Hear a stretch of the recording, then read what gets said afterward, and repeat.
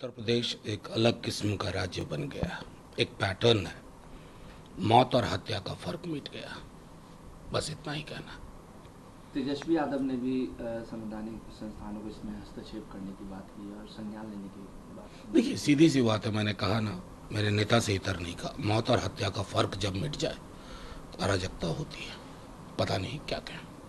अरविंद केजरीवाल पे लगातार जिस तरीके से दबिश बनाई जा रही है, सभी विपक्ष के जो तमाम नेता आज बीजेपी कार्यालय के बाहर प्रदर्शन करेंगे, इसको किस? नहीं, सिर्फ अरविंद केजरीवाल जी क्यों? दिल्ली में अरविंद केजरीवाल जी, झारखंड में हेमंत सोरेन जी, महाराष्ट्र में फलाना जी, अलग अलग राज्यों में, और यहाँ पर बिहार की पूरी लिस्ट तैयार है। पॉलिटिकली नहीं लड़ सकते ये लोग, बड़े कमजोर लोग हैं। कहाँ को कहते हैं बड़े मजबूत प्रधानमंत्री हैं? इतना मजबूर प्रधानमंत्री, मजबूर मैंने कभी नहीं देखा। जो खौफ भय में, इलेक्ट्रल बॉन्ड क्या है साहब? सबसे बड़ा करप्शन तो आपने किया आजाद हिंदुस्तान में। उसके बाद अपने पॉलिटिकल राइवल के लिए इस तरह की ईडी, आईटी, सीबीआई के माध्यम आज तक किसी ने नहीं किया। लेकिन जिस दिन आप सत्ता से चले जाएंगे, बड़े चक्कर लगाने होंगे ईडी दफ्तर के, आईटी दफ्तर के, सीबीआई दफ्तर के। सर, आप इलेक्ट्रल बॉन्ड का भी जिक्र किया। लगातार ये आप लोग कह रहे हैं कि वसूली की जा रही है ईडी के जरिए, बीजेपी कर रही है। बीजेपी कह रही है कि जब कांग्रेस की सरकार थी तो उन लोगों ने तो कई घोटाले। नहीं, एक साधारण चीज बताता हूं। आज आपके यहाँ ईडी की रेड होती है, परसों आप इलेक्ट्रल बॉन्ड खरीदते हैं, और ये एक घटना नहीं है, अनेकानेक घटना। There is a correlation between ED छापा, सीबीआई छापा and purchase of electoral bond. इस करप्शन को कौन सा नाम दे? शिष्टाचार वाला करप्शन।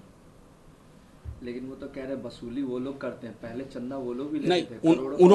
उन्होंने प्रमाण तो उन्होंने नहीं दिया ना। मैं तो प्रमाण दे रहा हूं आपको। हवा की बातें अलग है। 2G की है, कोर्ट का फैसला क्या हुआ? प्रमाण पे बात होगी ना।